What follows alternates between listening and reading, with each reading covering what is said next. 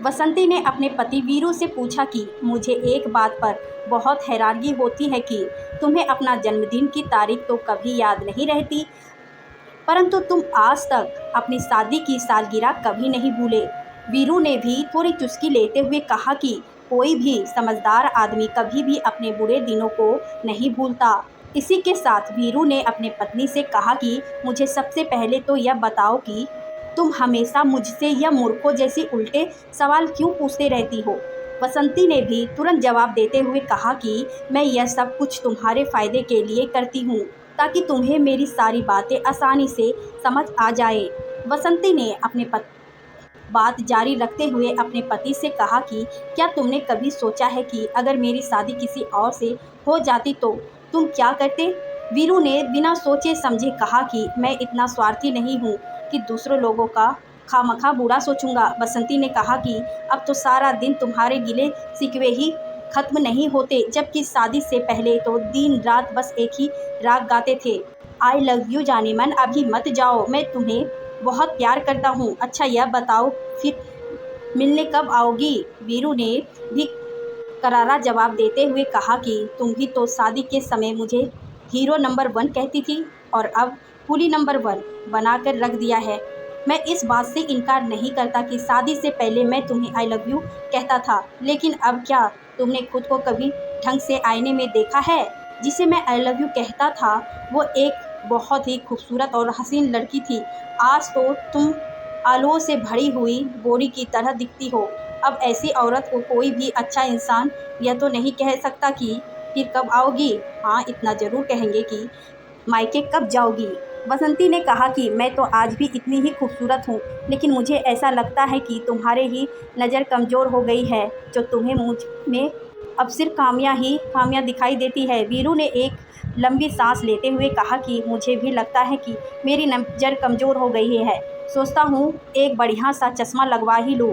बसंती, तुम्हें चश्मा लगवाने का कोई फ़ायदा नहीं होने वाला, इसीलिए चश्मा लगवाकर क्यों अपने पैसे बर्बाद करने की सोच रही हो, क्योंकि तुम्हारे इलाके में मुझसे सुंदर दूसरी कोई औरत है ही नहीं। आज तो वैसे भी मैं ब्यूटी पार्लर में 3-4 घंटे लगाकर आई हूँ।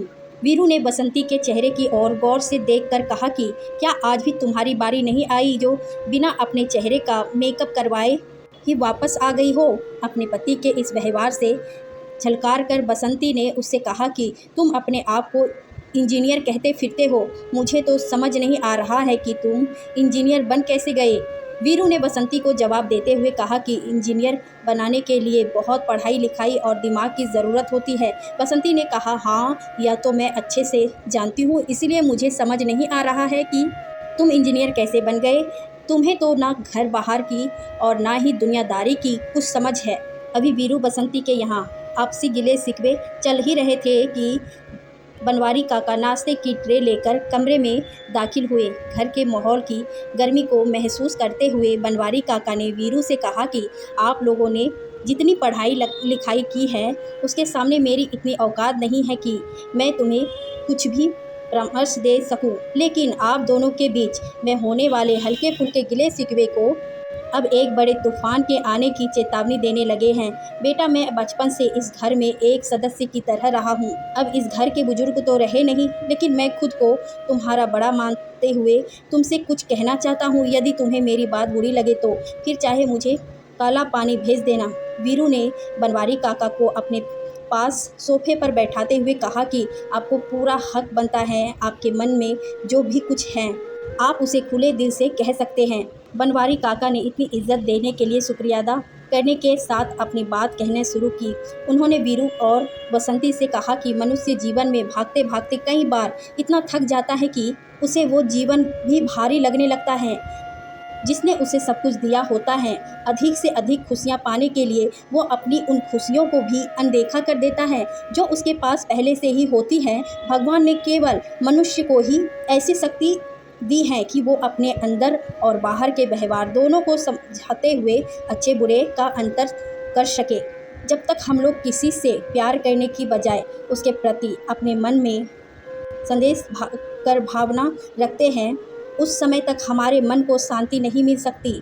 मैं कुछ समय से देख रहा हूँ कि आप दोनों ही बात बात पर आग बबूला होने लगते हो। मसला चाहे कोई भी हो, आप ही दोनों ही अलग अलग खिचड़ी पकाने शुरू कर देते हो।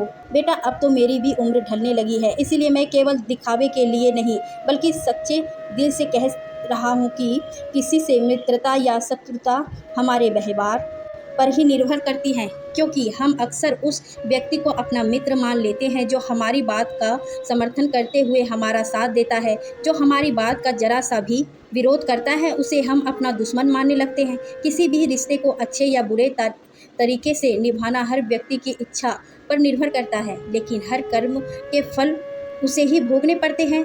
बनवारी काका की राय को दिल से कबूल करते हुए जोली अंकल इस बात को अच्छे से समझ गए हैं कि यदि आप समय रहते फालतू की शिकायतों को ख़त्म नहीं करते तो फिर यही छोटी छोटी बातें आपको ख़त्म कर देती हैं। पति पत्नी के गिले शिकवे में यदि थोड़ा सा प्यार का रंग भी शामिल हो जाए तो फिर यह हमारे गम कम करने के साथ साथ हमारी खुशियाँ को भी कई गुना बढ़ा देते हैं। उतावलापन कभी भी दिखाना नहीं चाहिए, क्योंकि सामने वाला आपका भेद जानना चाहता है।